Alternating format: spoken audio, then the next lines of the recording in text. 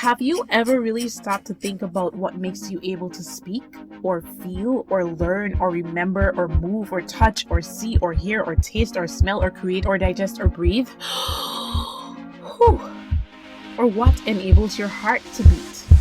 Even now, have you thought about how you were able to think about these things? Yeah, the process of thinking about thinking is called metacognition, but we can talk about this in another video. For now, let's talk about the brain, the reason we are able to do all these things and so much more. The brain is a pretty special and impressive organ. In its fully developed state, the brain weighs about 3 pounds. Our brains are also comprised of an average of over 100 billion nerve cells, and these nerve cells share more communicative networks amongst each other than the number of stars in our galaxy.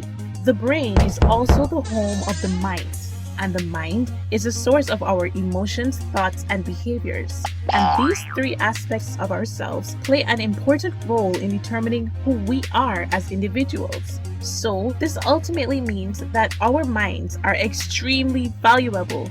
And it also means that if we want to think, feel, and behave our best, our mental health should be treated as a priority.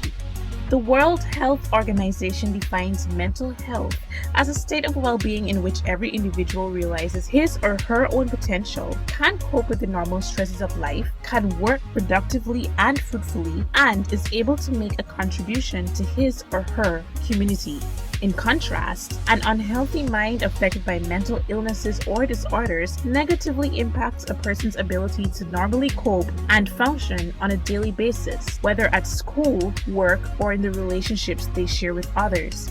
A really sad reality is that 1 in every 4 persons, or an average of over 450 million people worldwide, are affected by mental illnesses. These disorders can range from abnormal fears known as phobias to more severe forms of mental illnesses that might require hospitalization.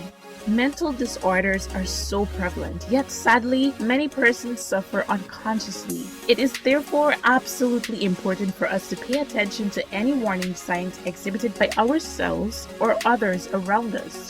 Common warning signs include excessive worrying or fear, feelings of extreme sadness or low energy, low interest or pleasure in activities that used to be interesting or enjoyable, multiple symptoms with no clear cause, problems concentrating and learning, abnormal or disorganized behavior, convulsive movement, also known as fits or seizures, extreme behavioral or mood changes, prolonged feelings of irritability or anger, difficulties understanding or relating to other people, excessive impulsivity, difficulty perceiving reality, abuse of substances like alcohol or drugs, past or current suicidal plans, thoughts, or acts, and difficulty carrying out usual work, school, domestic, or social activities. Specific signs to look for in children include delayed development in comparison to other children of the same age, abnormalities in communication, restricted repetitive behavior, difficulties in carrying out everyday activities considered to be normal for children of that age.